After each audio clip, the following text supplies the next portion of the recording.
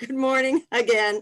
Dr. Douglas is here for all of us to speak on race and religion and the history of American Presbyterianism. I'm happy everybody's here, and I'm going to turn it over to Dr. Douglas so he can get us started. All right. In the course of the week, I got two questions from Rob Dunn in particular, which were such good questions that I told him I would not reply just to him, but to the whole group. One of them had to do with, this is a Presbyterian elder question. Only a Presbyterian elder would ask this question, but presumably a well-informed Presbyterian elder.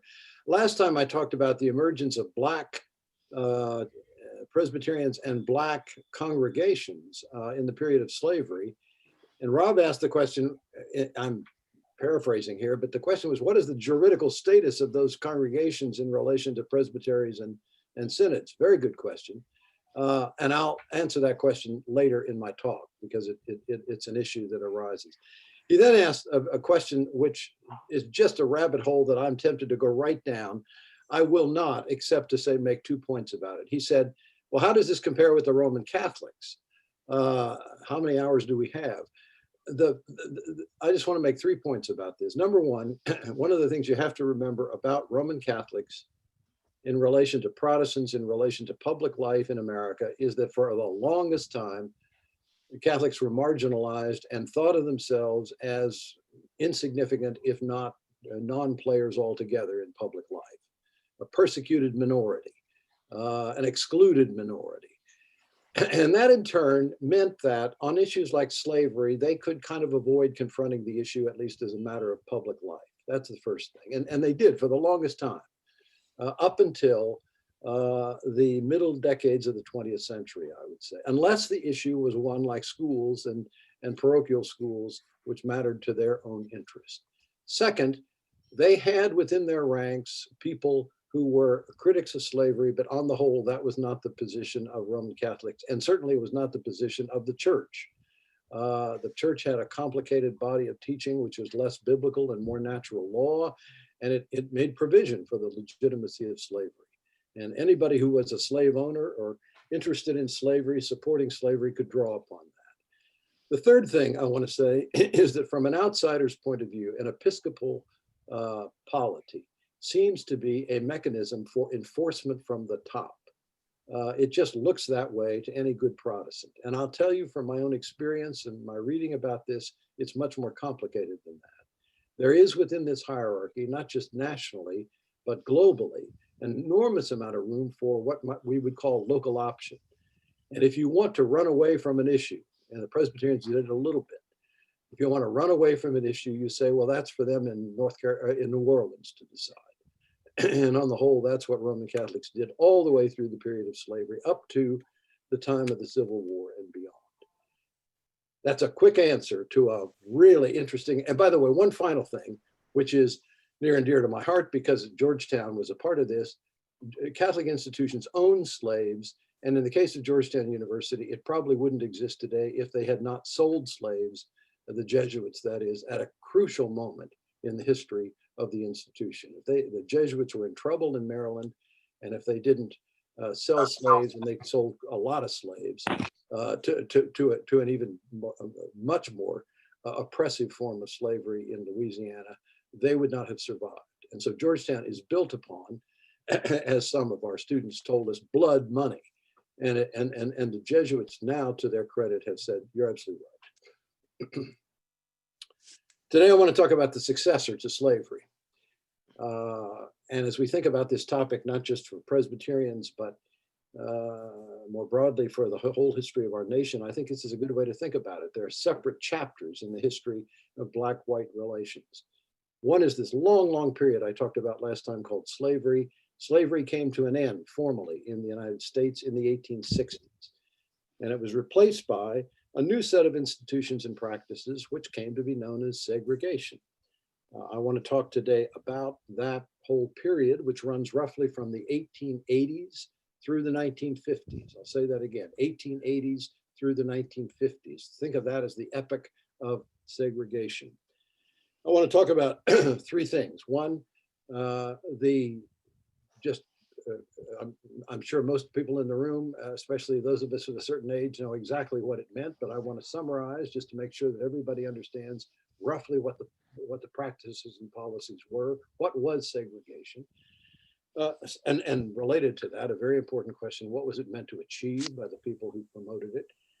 Secondly, I want to change my order of presentation today for reasons that I hope will become evident. I want to talk about, in the second part of my remarks, the response of Black churches and Black Christians to the phenomenon of segregation.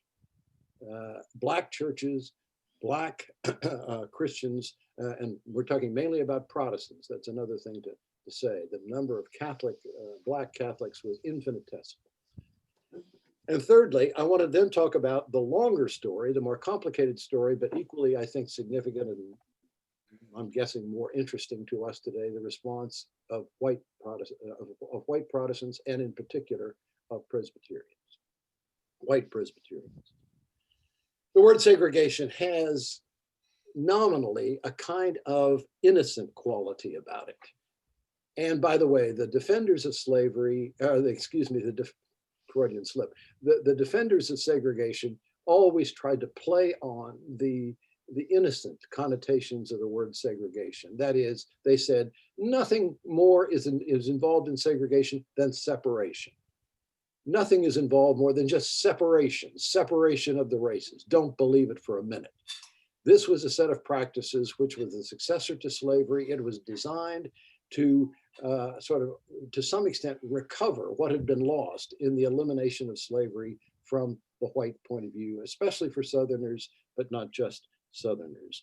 The innocent sounding connotations of the word segregate, as in separate, need to be accompanied by the recognition of this. This was something which was done, which was imposed upon the Black population by white populations, and it inevitably involved an imposition of an inferior status, and not just an inferior status, but an oppressed status. Let me say that again.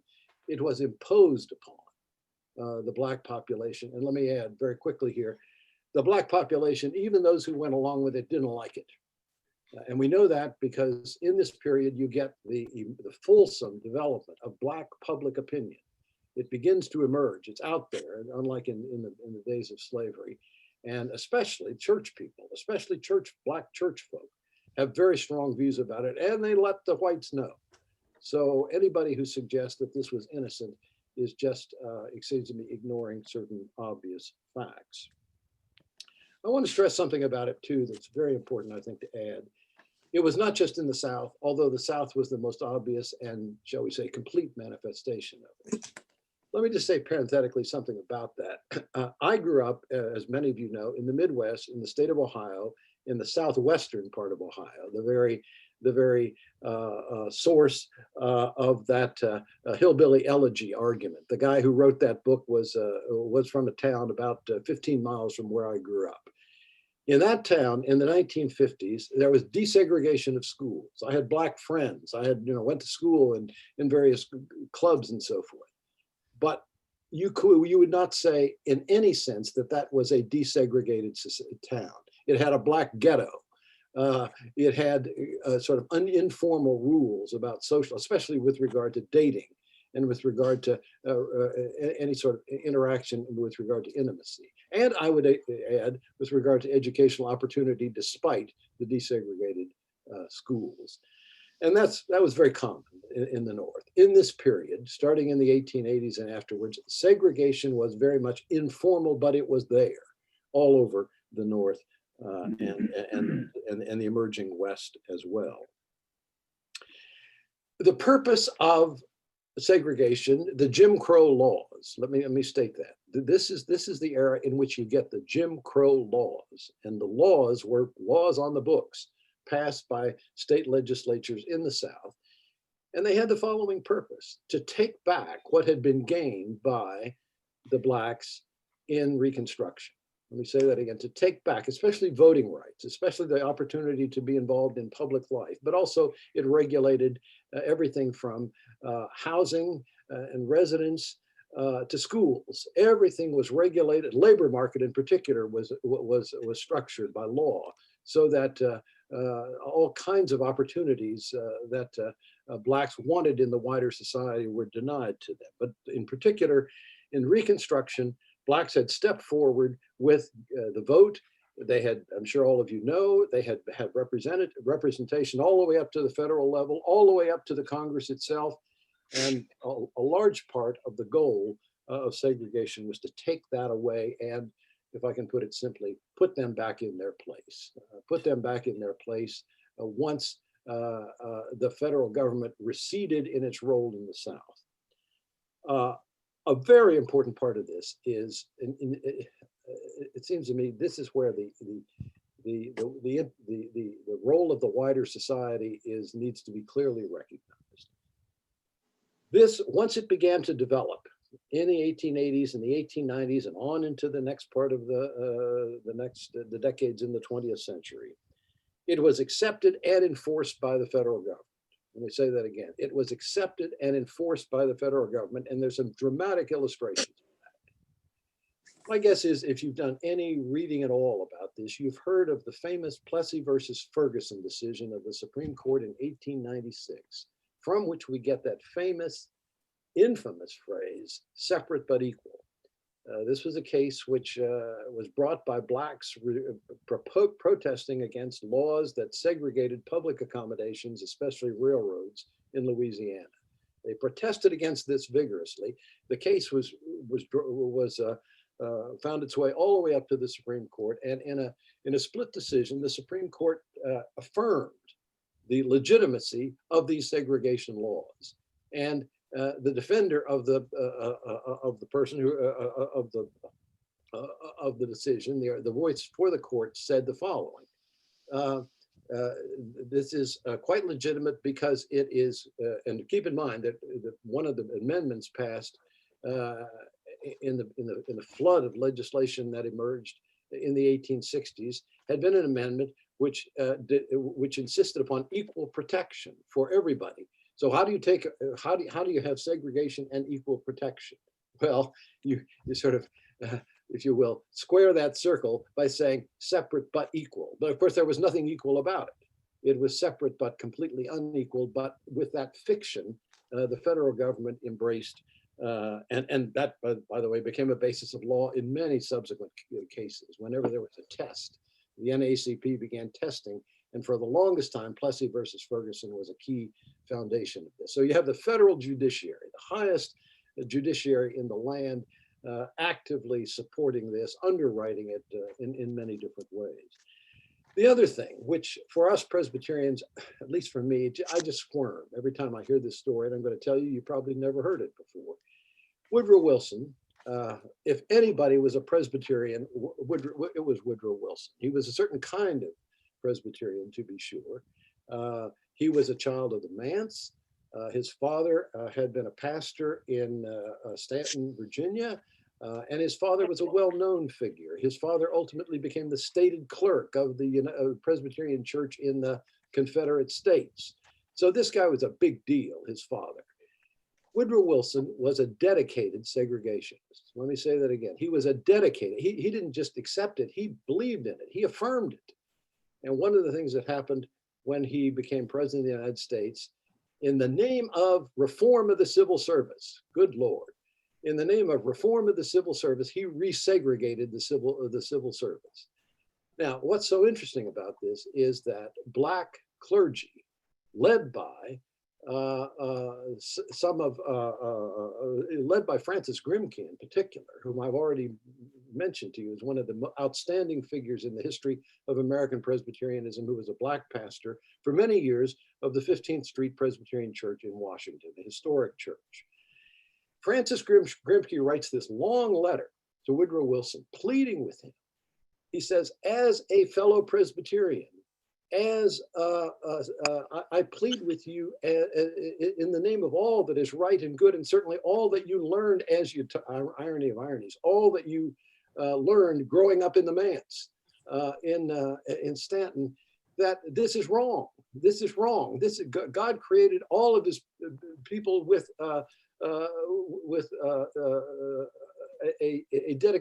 God appreciates all of his human creations equally, and we all have value in the eyes of God. And for you to do this would be a terrible setback for us as a people. Please don't do this.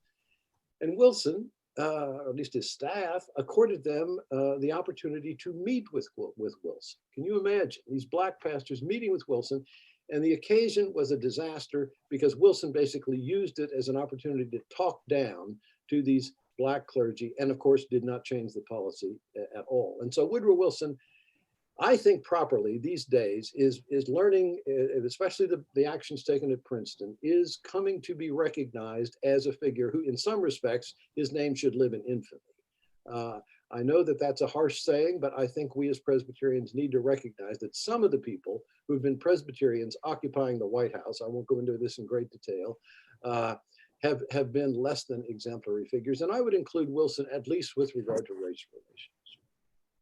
The final thing I want to say about segregation is that it was, of course, actively enforced by a regime of terror led by the Ku Klux Klan.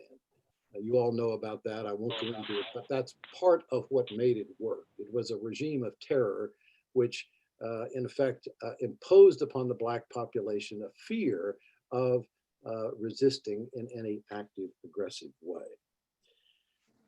Now, what about the Black churches? Part two of my remarks. One of the most remarkable things that is, I think, becoming increasingly important in not just the field of Southern history, but the fielding of church history as well. One of the most important things that is now really coming to the forefront is the following. The post-Civil War era, the segregation era, was a time for the flowering of Black Protestant Christianity. The flowering of Black Protestant Christianity. I've already said there were seeds of this which were developing in the time of slavery, but in a very limited, very restrained way. In the aftermath of the Civil War, Southern whites, especially Southern whites who'd been slave owners, largely washed their hands of any responsibility for the Black population.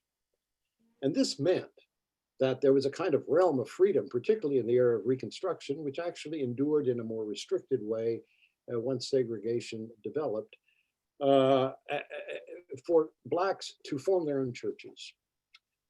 And the big Black denominations that we are still aware of today, they play a significant role in the community, in the Black community, and at a particular time that I'll talk about next week, an enormously important role in our public life.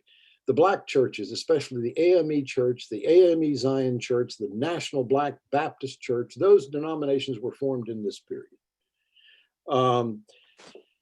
Now, they became, in turn, a kind of center of Black cultural life and political life, insofar as there was a political life in the period of segregation.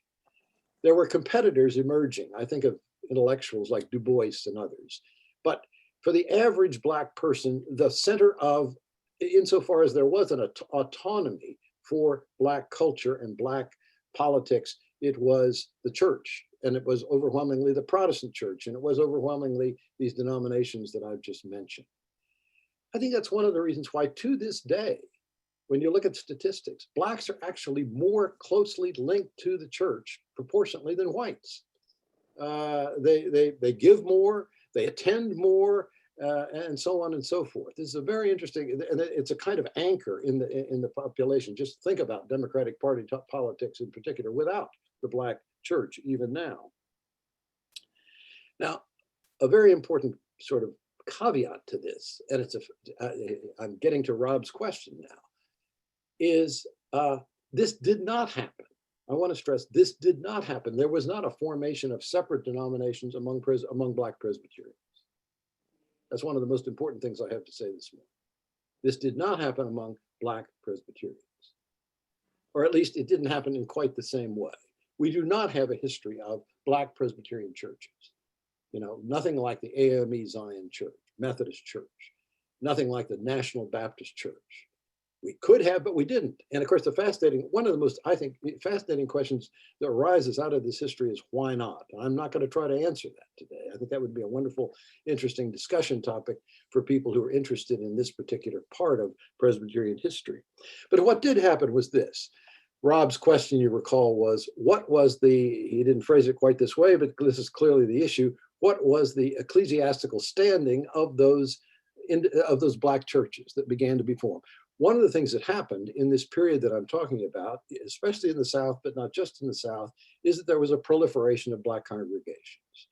There were a few of them before the Civil War, and then there became hundreds of them, literally hundreds of Black congregations in both the North and the South. Now, you all know at the Meeting House, you know well, I never have to worry about this, that you can't be a Presbyterian church alone. I know some Presbyterians would like that to be the case, but you can't be an independent Presbyterian church. That's a contradiction in terms. You got to have a presbytery and a synod and all that. The earliest Black congregations, now I'm going to answer Rob's question directly. The earliest Black congregations were treated as a kind of mission church, which meant they didn't have standing in presbytery for commissioners and all the rest. But as this flourishing of Black congregations began to develop in the period of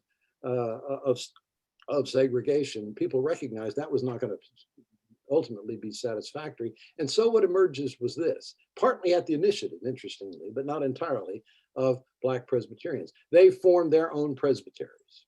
Let me say that again. They formed their own presbyteries, especially in the South, their own presbyteries, their own synods. But as they were negotiating this with the larger white Presbyterian world, the decision was made to incorporate them into the denomination at the General Assembly level. And so you had Blacks going to the General Assembly as early as the 1880s and 1890s, going to the General Assembly while being members of these exclusively Black presbyteries and synods. Quick comment here.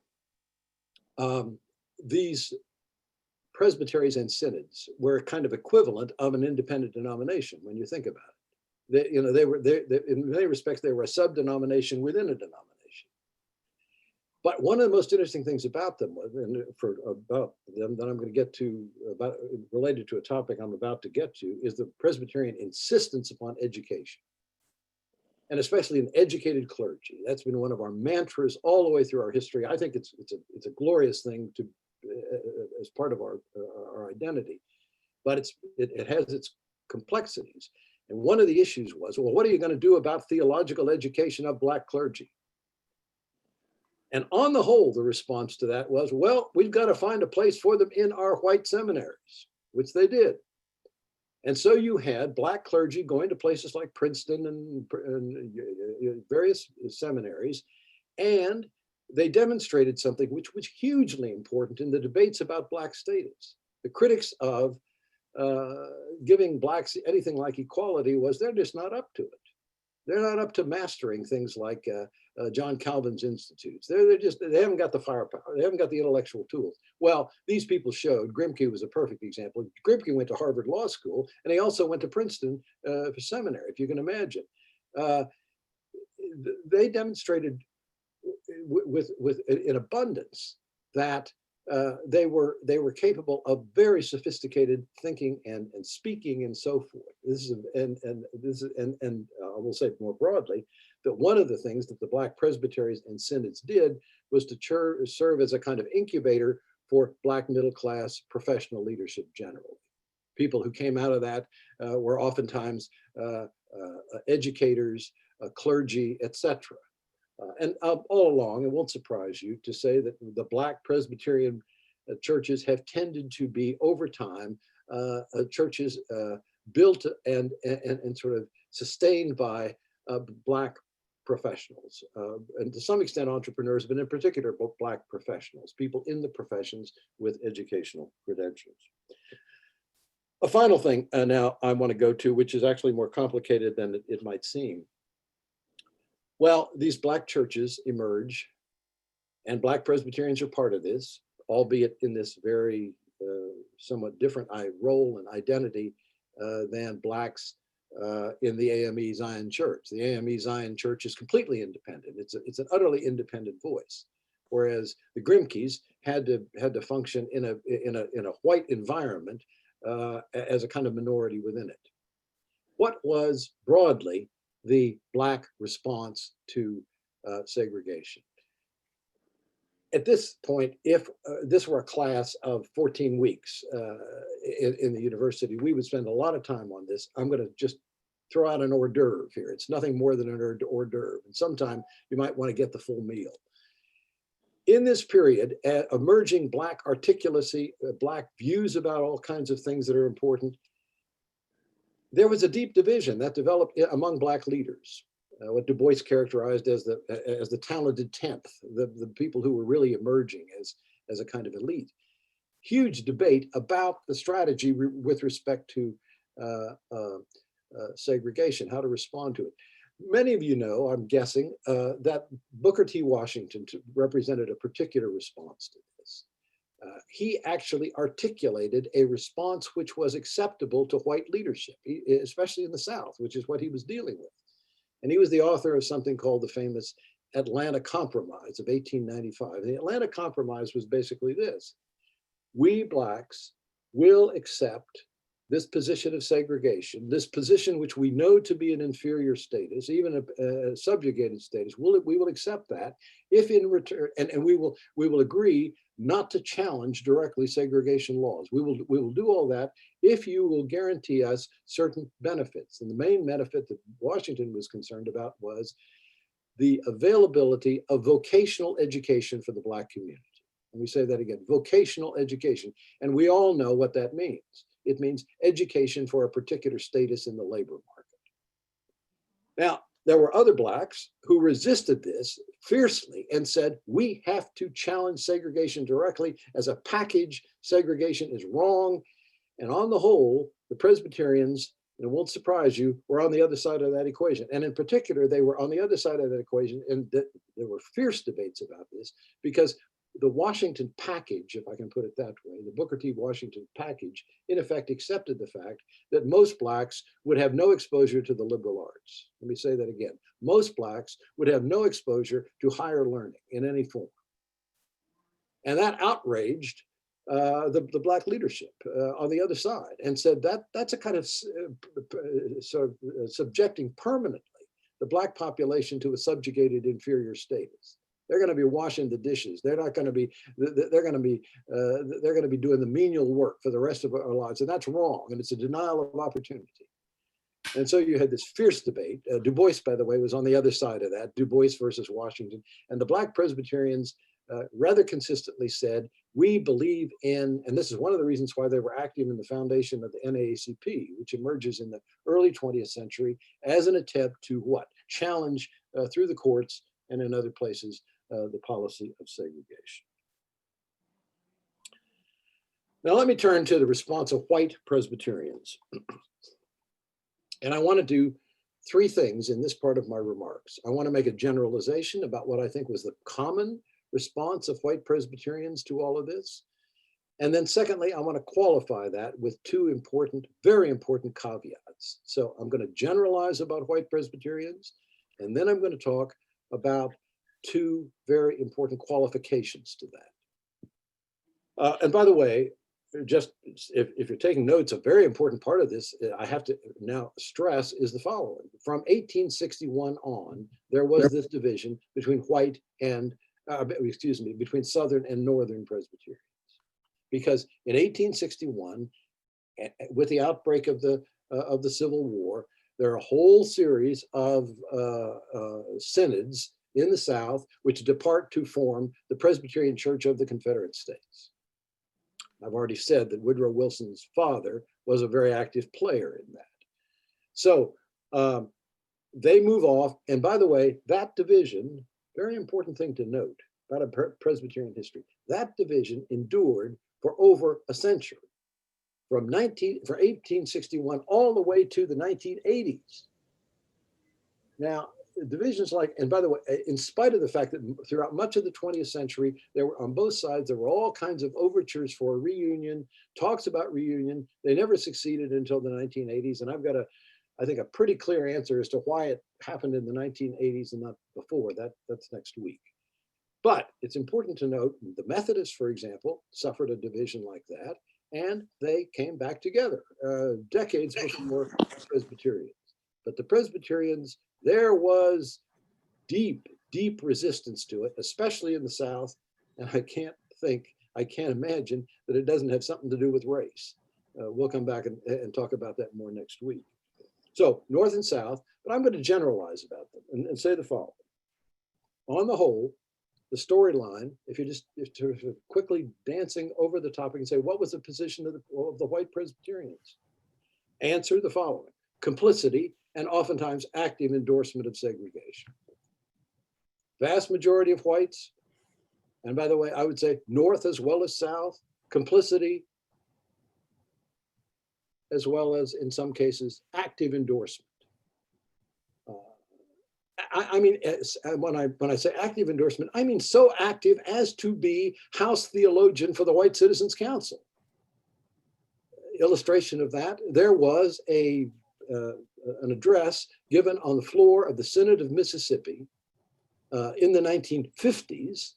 I'll get to that toward the end of my remarks, in which a learned divine, they would say in the 16th century, a Presbyterian pastor theologian, gave a long theological defense of segregation.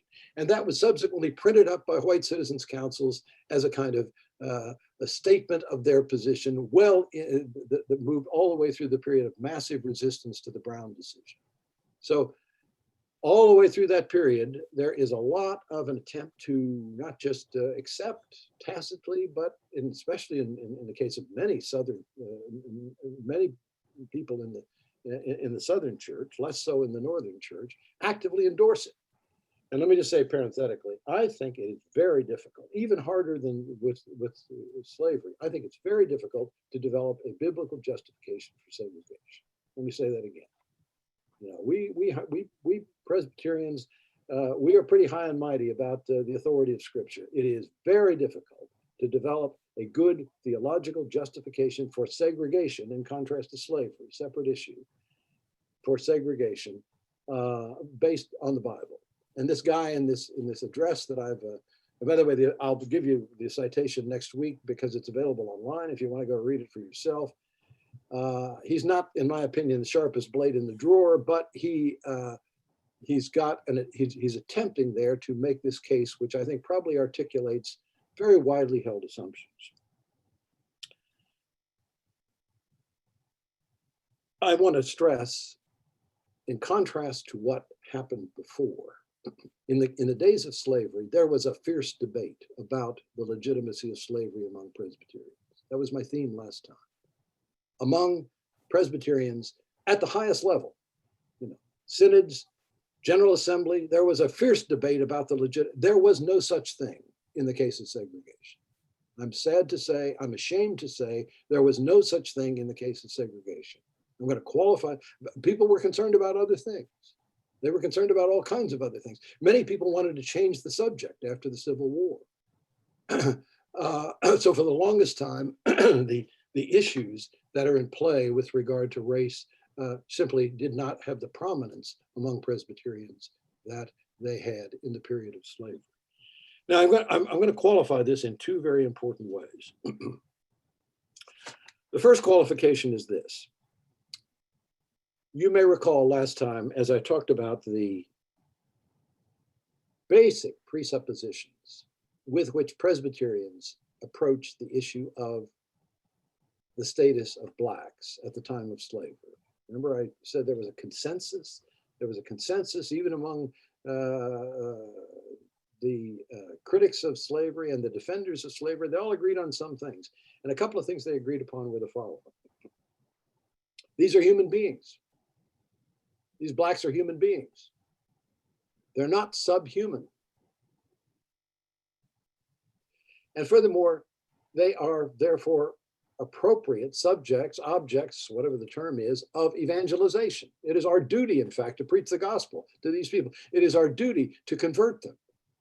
Next step in the argument. It is our duty to, as much as possible, educate them so that they can read the scriptures for themselves. This is Presbyterian 101. This is Reformed 101, except it has a cutting edge here, as you can see, because there was increasingly, especially in the 1830s and afterwards, strong resistance in the South to any suggestion of literacy for slaves. There were laws passed against it. So this idea that these people have souls and that we have to be concerned about the ultimate destiny of their souls. We have to evangelize them. We have to preach the gospel to them. We have to convert them. And another important part of this, we have to give them opportunities for worship, public worship. All of that leads to now what is a very interesting next step. Once Reconstruction was over and the fate of the South in particular was in play. What's going to be the future here? One possibility, by the way, which was quickly closed, was 40 acres and a mule. You've heard that slogan. That was the common idea, that the blacks who have been so deprived will all be given. Sherman's famous promise to them. They'll all be given an economic stake with the possibility of what? Becoming active in the economic life of the nation and standing free and independent for themselves. They were denied. It was a part of, by the way, the mechanism of segregation that they were denied that. That was got to get them back into that subordinate status. Now, in the middle of all that emerges this following question. Well, if we think, for Presbyterians in particular, if we think that these are people who are capable of human acts, of reading, of writing, maybe of writing for them, of reading, maybe writing for themselves, thinking about important theological ideas, I've already referred to that earlier, then maybe we have a responsibility to educate them. And what happened was the following. Especially from the North came the idea, we have now an opportunity and a responsibility to move aggressively into the areas where literacy is low among Blacks and provide them with literacy and opportunities for education. Keep in mind that at the time of the outbreak of the Civil War, no more than 10% of the Black population in the United States, many of whom lived in the North, were literate. So you've got a huge illiterate population. By the way, that was one of the worries that people had about what liberate illiterate people. What are they going to do? And so forth. Well, the Presbyterian response to this, and I have to say, especially the Northern Presbyterian response, the Southern Presbyterian response was on the whole to wash their hands of it for the time being. Eventually, they began to move in the direction I'm about to articulate. But the Northern Presbyterians began to look upon this as a great missionary obligation. And so scores of people came into the South for the purpose of creating opportunities for literacy for slaves, for freed slaves. They created academies and schools and colleges, eventually colleges, just in large numbers. And by the way, the most important of those, a Black institution, which to this day exists and has a theological seminary in it, Johnson C. Smith University in North Carolina. That was kind of one of the big fruits of it, but they're all kind, and some of these academies and schools came and went. But scores of people came and oftentimes, let me just add, it was dangerous. It was a dangerous situation. And one of the most interesting debates that develops in that period, it was paralleled by a debate that took place with regard to foreign missions. Increasingly, you had the situation in which women who were not married applied for these positions. And there was all kinds of debate about whether this was appropriate and proper. And for the most part, they decided it was proper, and large numbers of women who at that time were not married, single women, went to the South in order to provide educational opportunities. It's a very interesting sort of chapter in the, shall we say, the struggle for equal status on the part of women in the church that develops in that period. I have to say, with a little pride, I grew up in a splinter denomination called the United Presbyterians of North America. And they were old Scottish Covenanters. And they in particular, they were not part of the PCUSA, but they in particular had long been critics of slavery.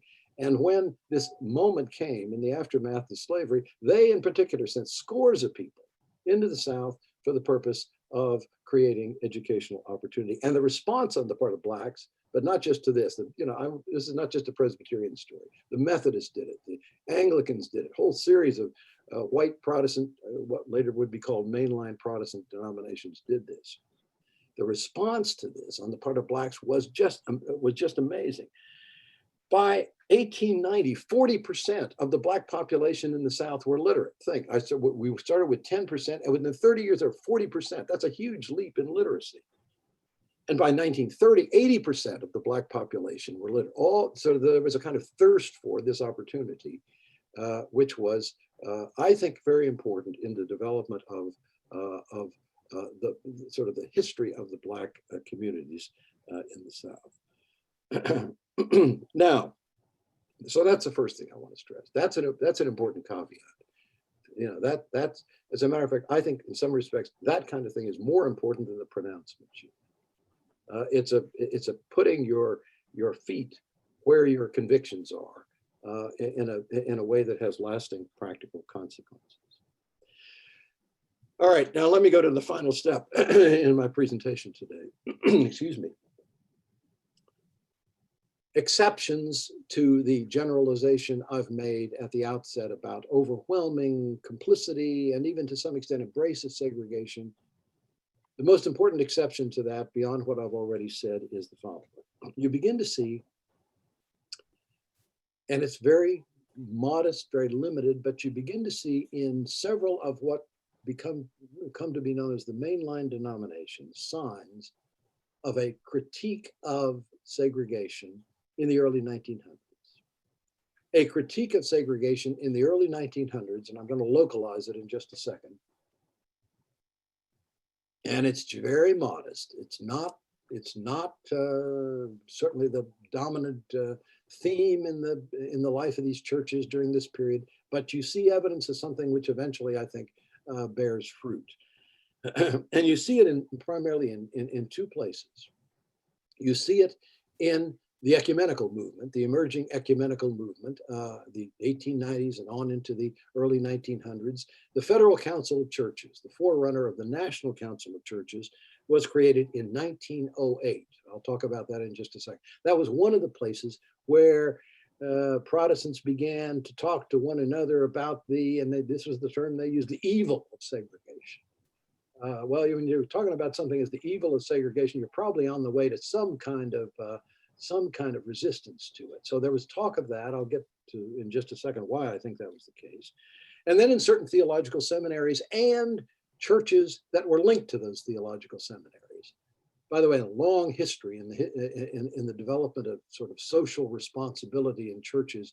There are churches throughout every denomination, typically urban churches, that are much more closely linked to seminaries than the vast majority of congregations. And you can look and see in the Presbyterian case that certain churches in the North initially, and then eventually in the South, which are more, shall we say, in tune with what's going on in the seminaries. And the seminaries, like universities generally, are oftentimes the incubators of ideas which are, you might say, ahead of their time or critical or whatever. And the great ideas which were sort of developing in this period in the seminaries, and then eventually linking out to certain key congregations, oftentimes because there's a pastor, by the way, in that church who is closely linked to conversations in the seminaries. There was a social gospel, and then quickly after on the heels of the social gospel, as it began to break down, began to fall, the neo-orthodoxy represented by figures like the Niebuhr brothers, Reinhold Niebuhr, who was a young pastor in Detroit in the 18 teens, by the way, who sat on a race relations council, an ecumenical race relations council, and sort of got his exposure to the problem there. And then Richard Niebuhr, who wrote a stinging critique of the idea of racially separate denominations in his really famous book, The Social Sources of Denominationalism. If you want to go to, that was a book written in the 1930s, but those ideas were germinating in the 19-teens and 1920s. In those two sources, you begin to get a sense that there are white Protestants who are not just uncomfortable with segregation, but just they're convinced that this is wrong, and are saying so in unequivocal terms. I want to go back to the ecumenical movement to stress something very important. In two ways, the ecumenical movement became a very important source of inspiration for resistance to segregation.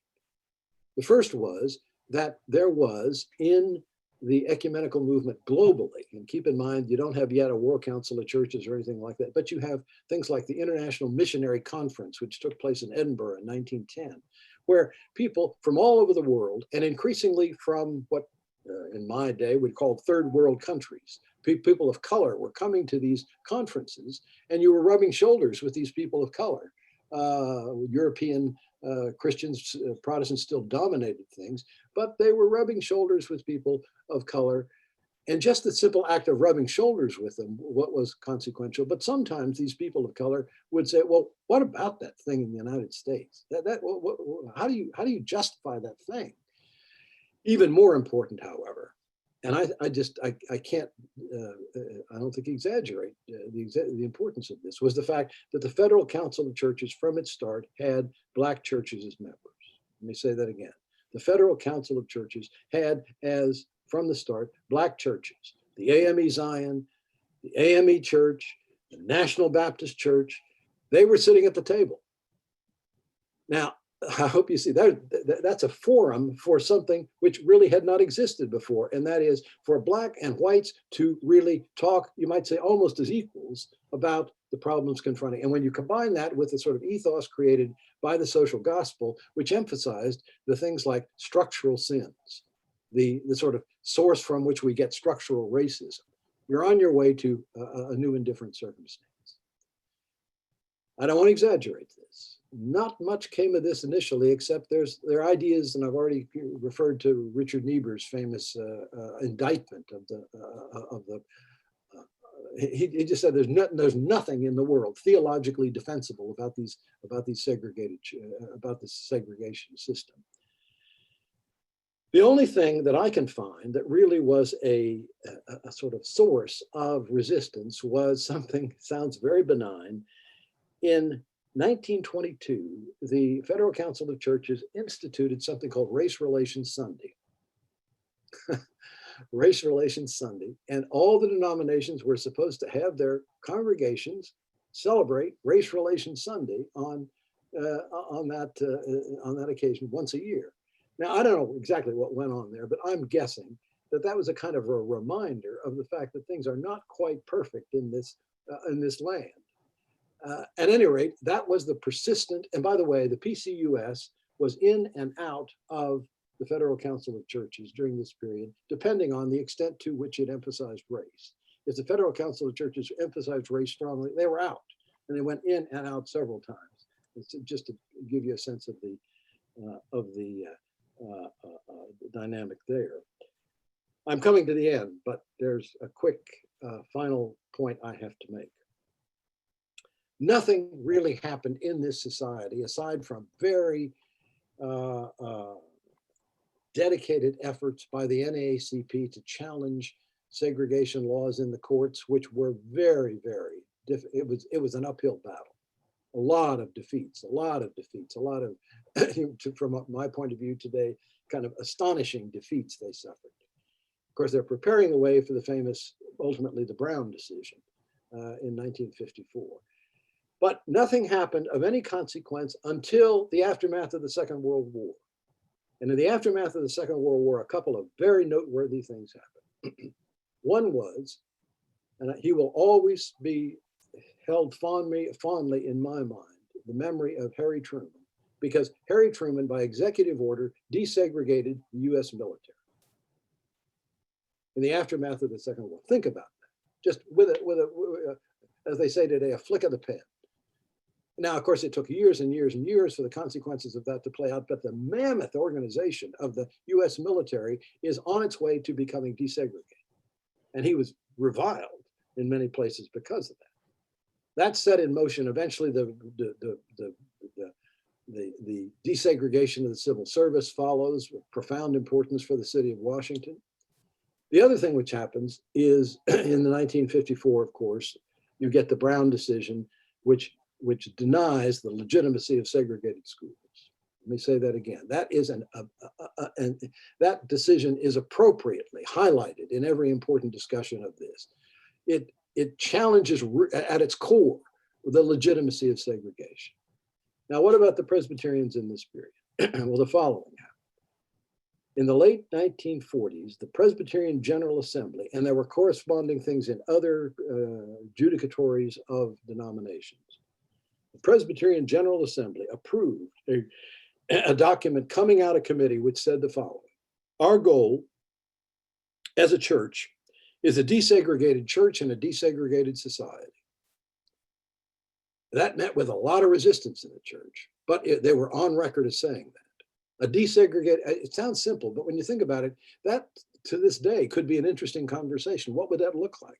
A desegregated church and a desegregated society. What is a desegregated society? I'll get to that more next week.